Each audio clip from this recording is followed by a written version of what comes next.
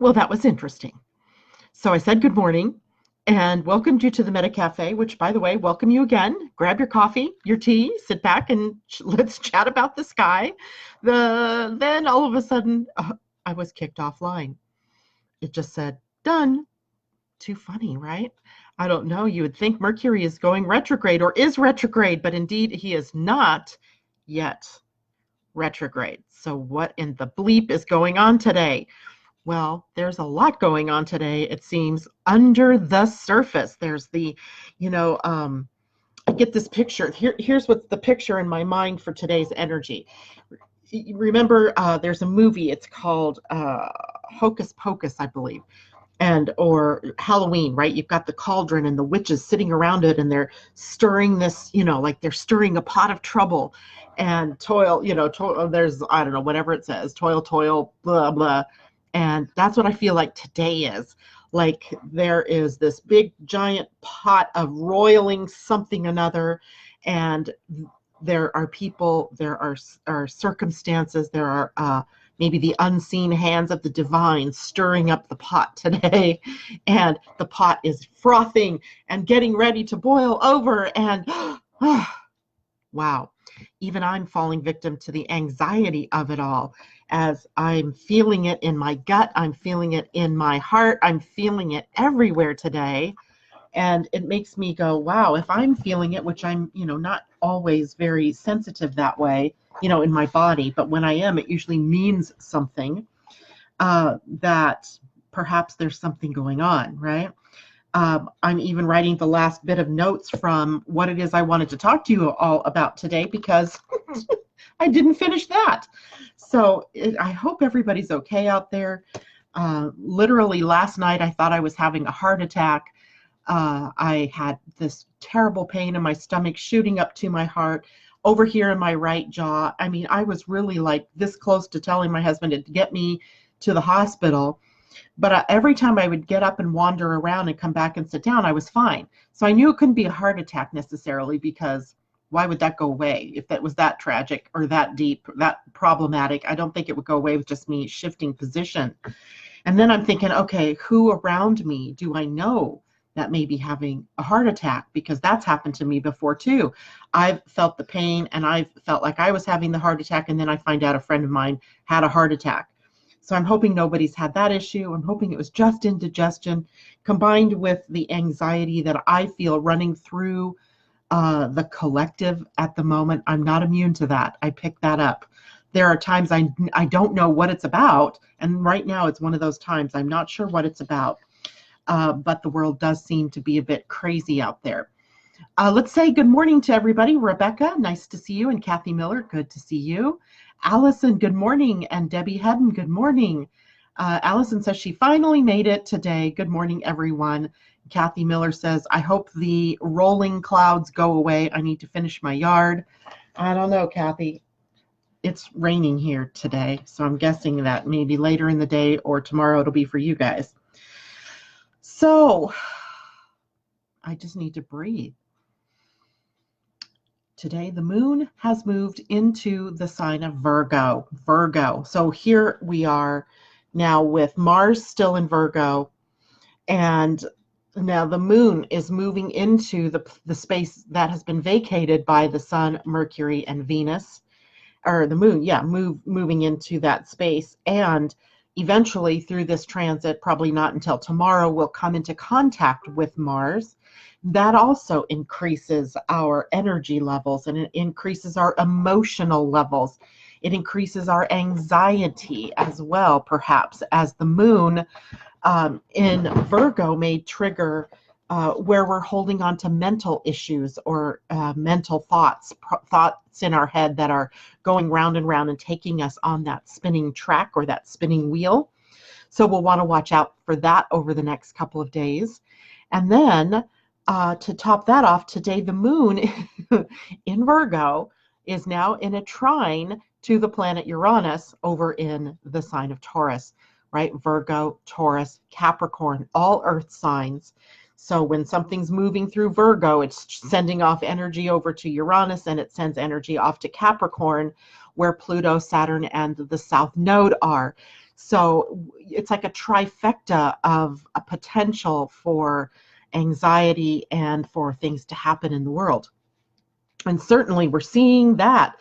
Today with the moon in a trine to Uranus, we may be seeing more surprises, more shakeups.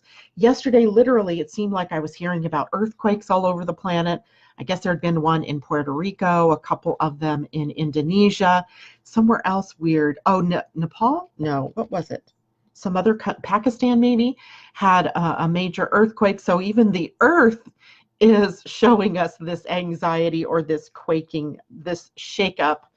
And so I expect that there may be some shakeup still coming, whether it's in the earth shaking, whether it is more revelations going on, more problems out there in the world. I'm not sure.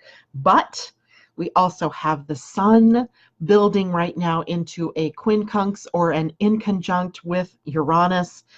And so that's also more of the minor aspect. But when you take everything that's been happening and the placement of these in earth signs, and Saturn, or not Saturn, but the sun being in Libra, trying to bring things into balance and harmony, anything that's been out of harmony or out of equilibrium is now going to be bloop, brought back down into some sort of balance.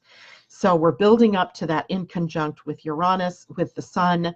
That's going to also be playing out over the next couple of days. The sun right now at 3 degrees of Libra, while Uranus is at 5 degrees of Taurus. So that inconjunct still has a couple of degrees, i.e. a couple of days before it perfects.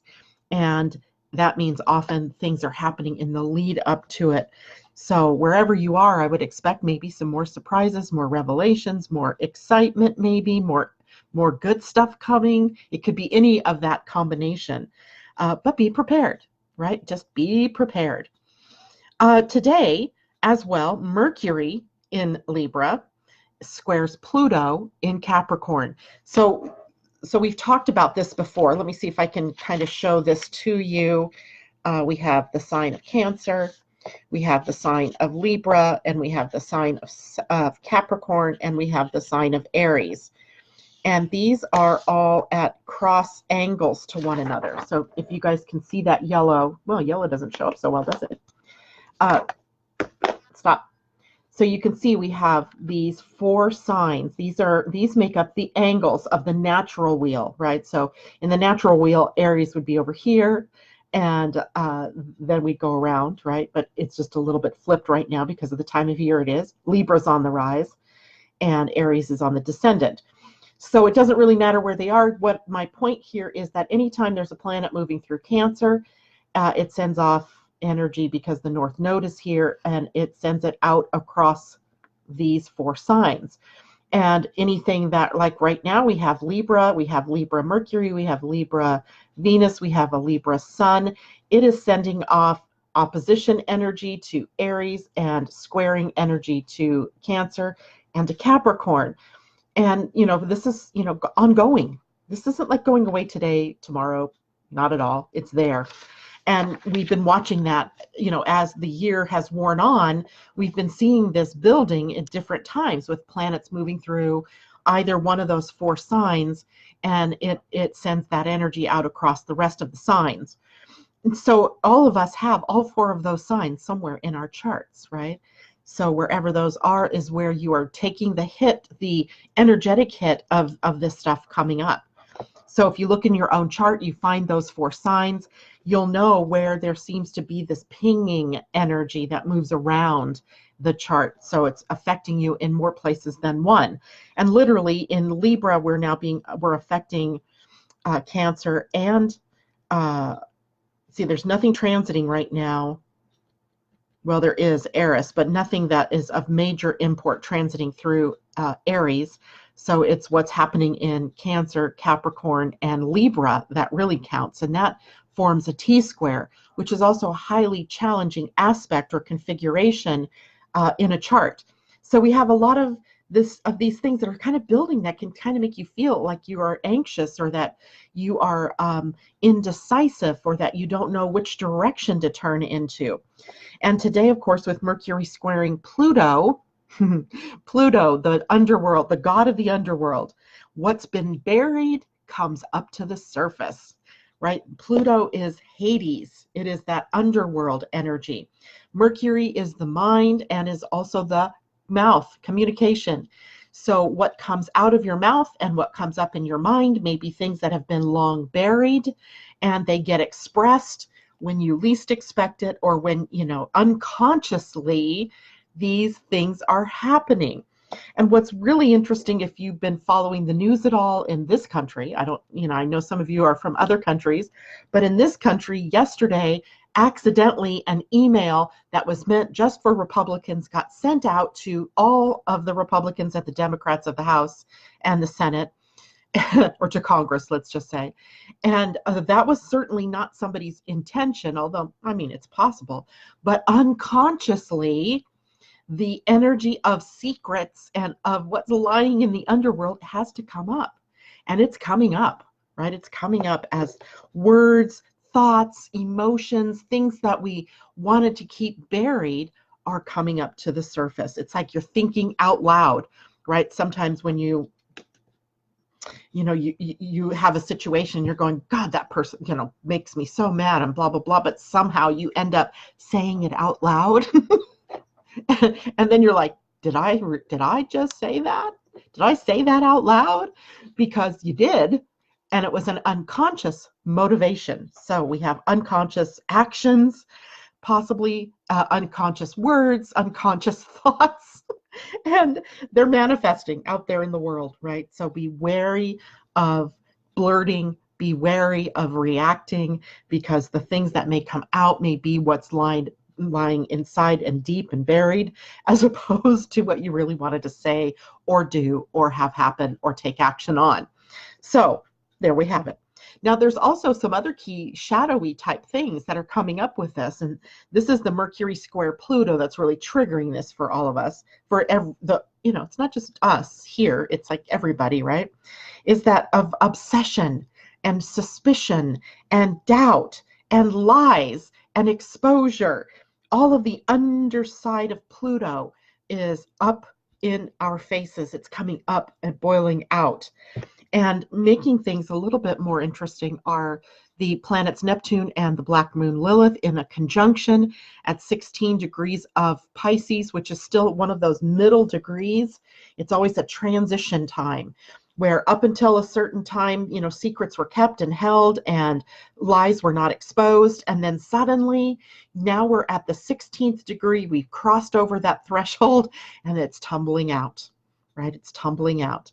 And it's not only that. Remember, Neptune is sitting at the gate 63, which is up in the head. So we have the pressure of doubt and suspicion and shame and guilt and all these other kind of buried emotions coming up as well.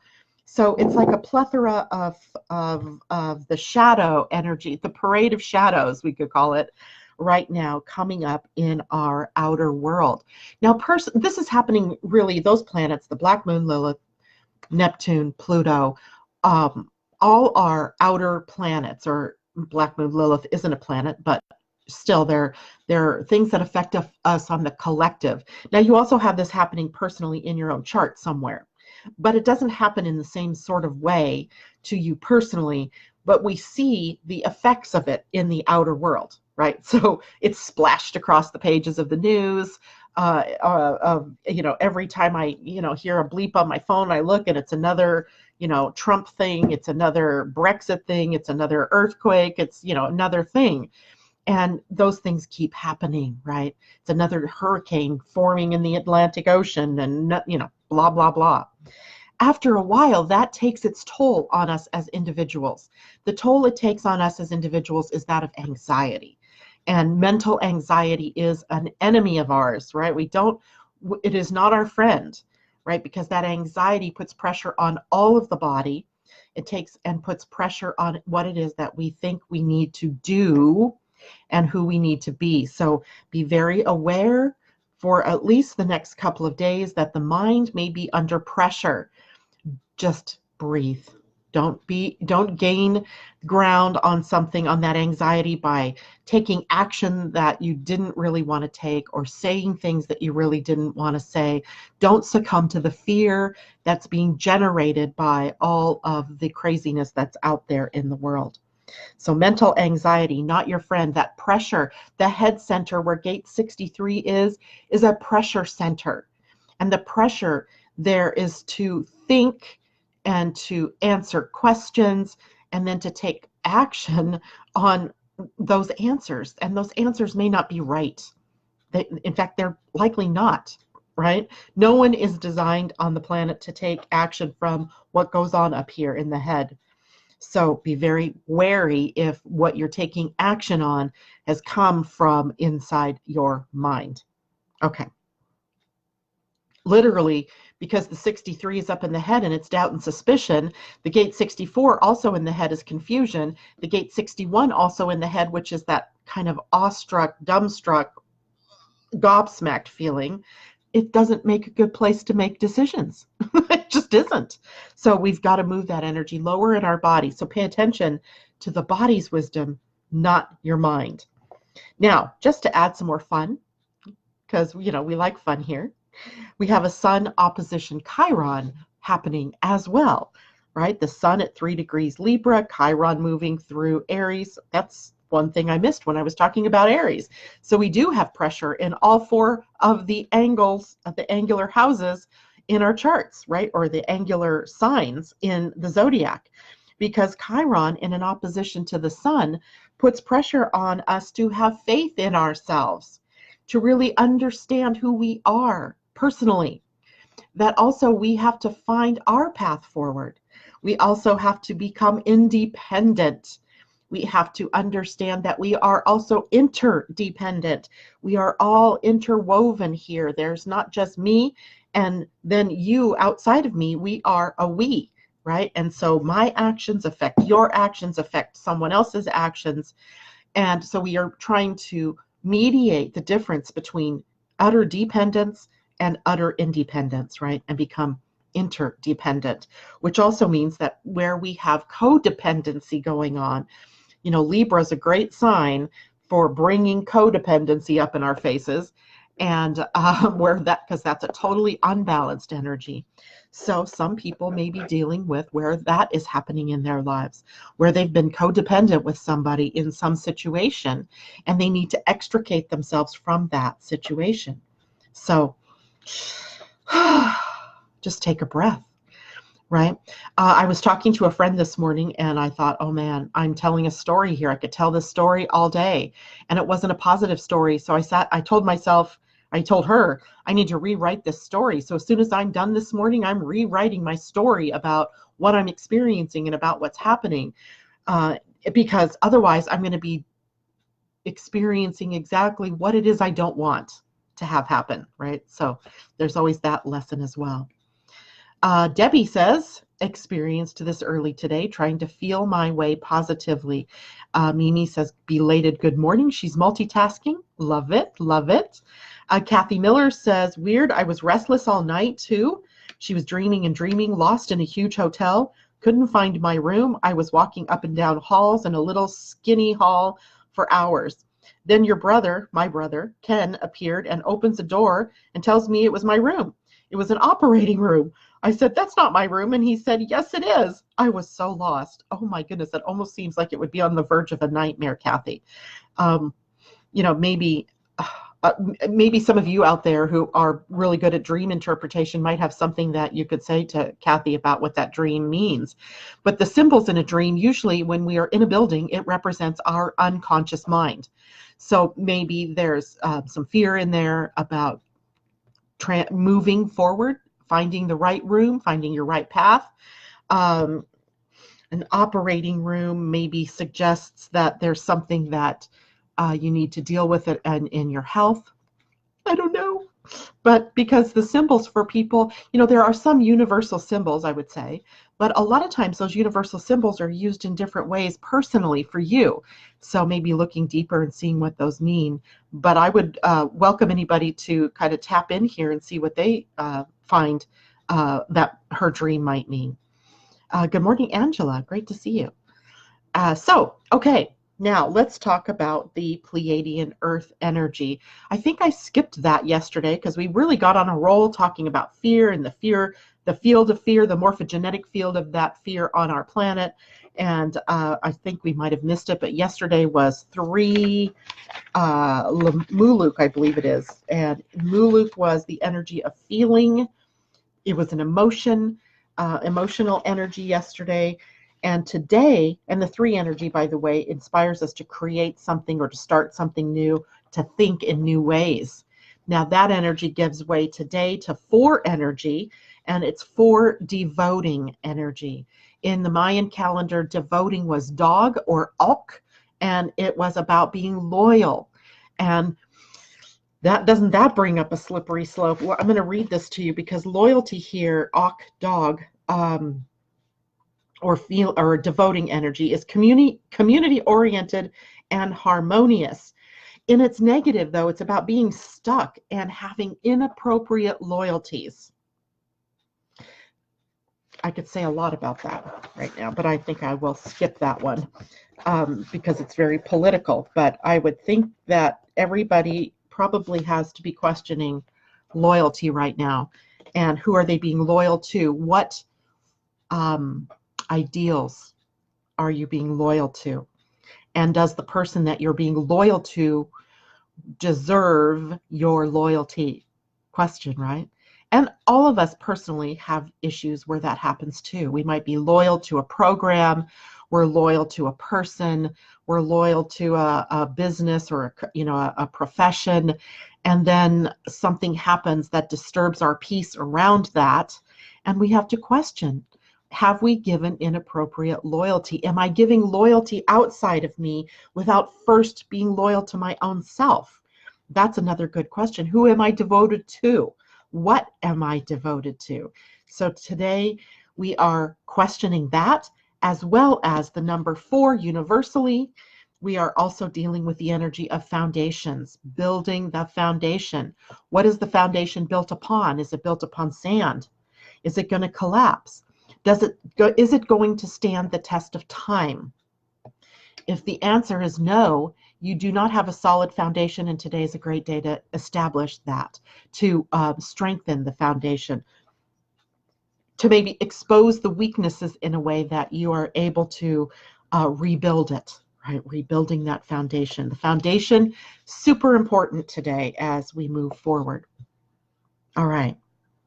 Any questions? Christine, good morning. Great to see you. She said it's good morning to us, but it is evening, I'm guessing, where you are. So good evening, Christine, or good afternoon to you. Okay, I'm actually done with what I wanted to share with you all this morning. So in the short term, what I thought I would do is take a look at where the sun is going tomorrow in our Wisdom Keepers deck. Tomorrow the sun moves into we start the role of the sun going through the fear gates of the spleen. Now the gate 18 is one we are familiar with. That is where the sun will be as of tomorrow. We're familiar with this gate because Mercury has been there, Venus has been there, and literally now the sun is there, as in it's wanting us to finalize what it is this fear means to us. And I'm hoping I can find the card fairly quickly here because I'm sure it's a beautiful card. And in the meantime, I'm going to share it out of the book. This is from Rosie Aronson's book, The Wisdom Keeper's Inner Guidebook, The 64 Faces of Awakening. And it's an oracle deck. And it's an oracle deck filled with these beautiful cards that are the wisdom faces. There are 64 of the cards, and they are representing each one of the gene keys or each one of the human design gates. But you could also say that it represents 64 codons on each strand of your DNA. I love that coherence. We've talked about the coherence before. Actually, I'm gonna change that. I'm gonna bring up this card. Something about her speaks to me in the moment. Okay, she's card 46, and that's where the sun is today. And if I can find 18, we may go through 2 of these. We have time today. God, there she is, integrity. This is Look at her hat. Oh my goodness. This is integrity. And the other one was delight. So we're going to do 2 of these today. I hope that's okay with all of you, because I know it's a lot of reading on my part, but I really enjoy doing the reading itself of these cards because the stories are literally magical. And mostly I get feedback from you guys that says you like it. So let's take a look at this card again. This is where the sun is sitting at right now through today. She is sitting at he is sitting at the gate 46, which is in its gift called delight. Remember me talking about that earlier in the week. When the sun moved into the equinox window, it sits at the 2 gates of love, the gate 46, which is the love of the physical world, and the gate 25 is where the earth was sitting, and that is the love of the spiritual world. And we talked about how we are both, right? Housed here in this physical body, we are both. And the gift here is delight. I love it. You know what got me? Look at this, the hummingbird right there. I never knew she had a hummingbird on her chin. Look at the heart on her throat, speaking from love and smiling from joy. And look at that. Is that Tigger up there just dancing? What is that? That is an otter. That is an otter, right? Dancing otter. Lovely, lovely card. Love this one. Okay, so let's look and see what this card's story is. So it says, luck is what happens when you stop interfering with life. The gift is delight. The shadow is seriousness. And the city is ecstasy. Okay, the story, or the wisdom story. Though my parents wanted us to be happy, they were unhappy people. My mother was a frigid woman, ashamed of her body and obsessed with its every ache and pain. Terrified of evil spirits, she constantly reprimanded me and my brother when our play became too free or spontaneous. My father was a hard-working man with a traumatic past. Afraid our wild instincts would lead to danger, he tried to control our every move. My brother reacted to our parents by taking nothing seriously, not even their punishments. He was always having fun, and they were always disapproving of his frivolousness. Once they had a fight that was so bad, he stormed out of the house and never returned. Though I felt my parents' grief, I secretly envied my brother. Why couldn't I be laid back and free like him? Why did I have to care so much about what everyone thought? I was always wishing I was different, more clever, less fat, more successful. As I matured, I came to understand that true happiness required more than a physical beauty and outer achievement. So I prioritized the inner world and embarked on a serious spiritual journey. I sat in silence and prayed, participating in countless ceremonies, but still I wasn't happy. I was still afraid of life, sure I was doing it all wrong, and that nothing would ever work out for me, not even enlightenment. One day, as I sat under a tree, struggling to meditate, an old woman appeared. She took a good look at me, my sacred altar, and the somber expression on my face. Then, without asking for permission, she grabbed my hand and pulled me to a clearing in the forest by a beach. I'll never forget the sounds of laughter in the distance or the glorious sight upon our arrival of the most gleeful gathering of women I'd ever seen. In every shape, size, and age, and dressed in the most fantastic clothing, they moved around a giant fire, singing and dancing with total abandon. Before I knew it, they took off their clothes and jumped gleefully into the water. I was laughing so hard, I forgot all about how I looked or what anyone thought. I threw off my clothes and twirled my way into the ocean. That full moon night marked the beginning of my lucky life. My gift to you. I come to share an ultimate truth. Nothing really matters but life and love. It's time for you to enjoy life's small pleasures and to relax in your own body, no matter how it looks. You can surf like an exciting wave, whether or not you understand what's happening. But to do this, you must first be willing to let go of the past, release all agendas, and keep your mind as open as your heart. Remember, the less seriously you take things, the easier it becomes to get out of your own way and allow life's delightful surprises to take you exactly where you need to go and exactly the right time. The magnificent and magical universe is at work in you all of the time. Questions for contemplation. Do you seem more laid back on the surface than you feel inside? Where are you taking life too seriously? Do you tend to worry about your appearance? Do these concerns ever keep you from enjoying your life or taking risks? Have you ever experienced ecstasy? Was it wonderful? Scary? Watch a funny, heartwarming movie. Smile. Pay attention to the little moments of delight and signs of synchronicity in your life. Write them down in your journal. I'm going to set the intention here for us that Uranus today brings us delightful surprises. Did you catch that?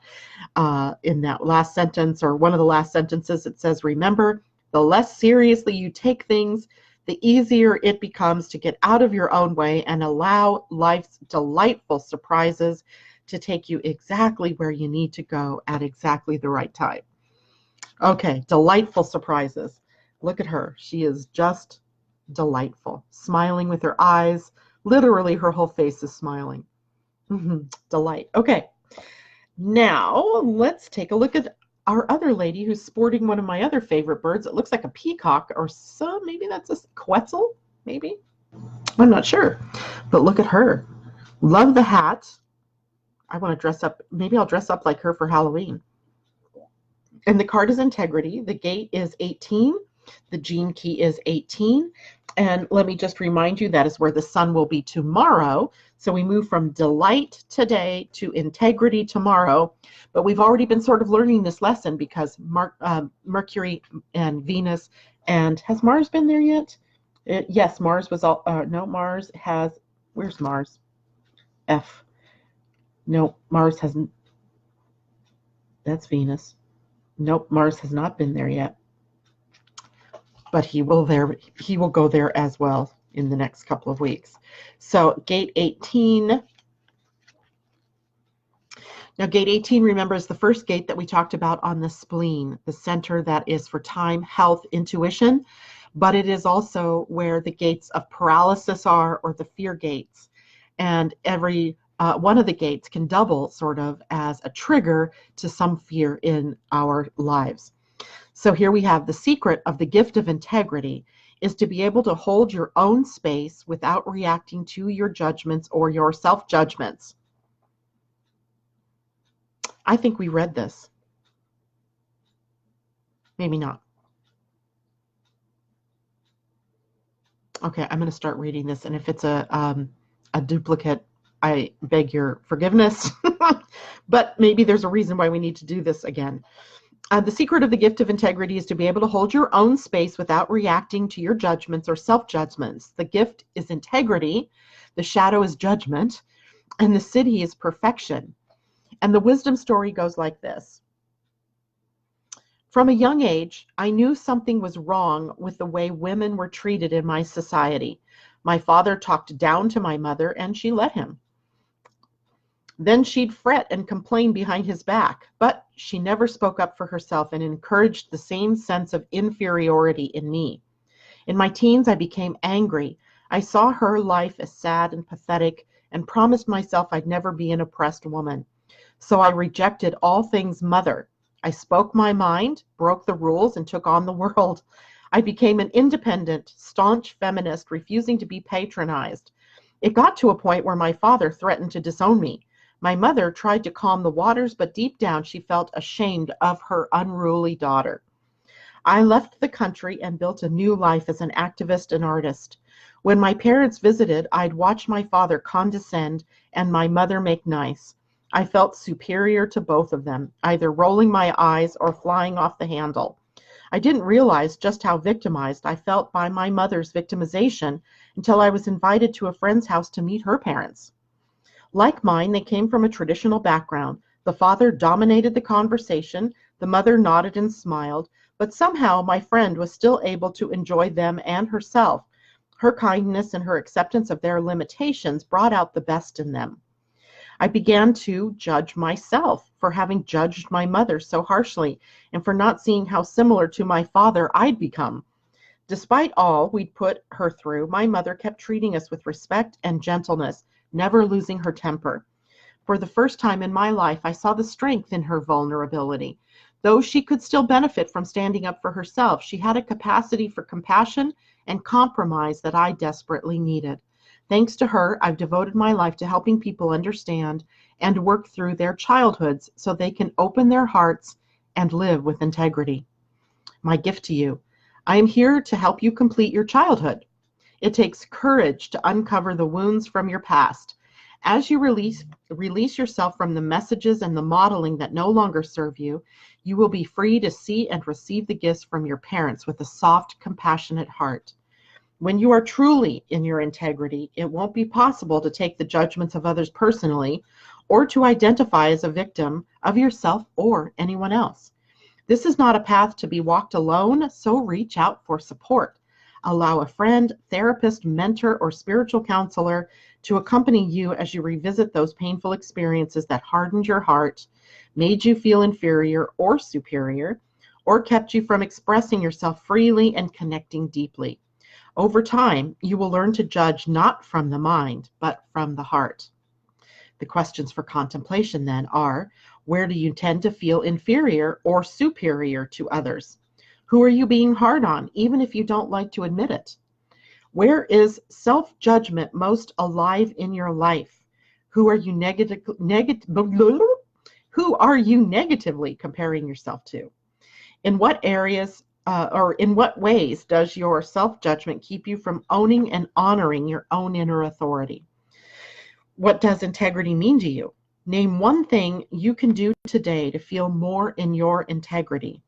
And how can perfection be an inspiration in your life rather than a driving force to an unattainable ideal?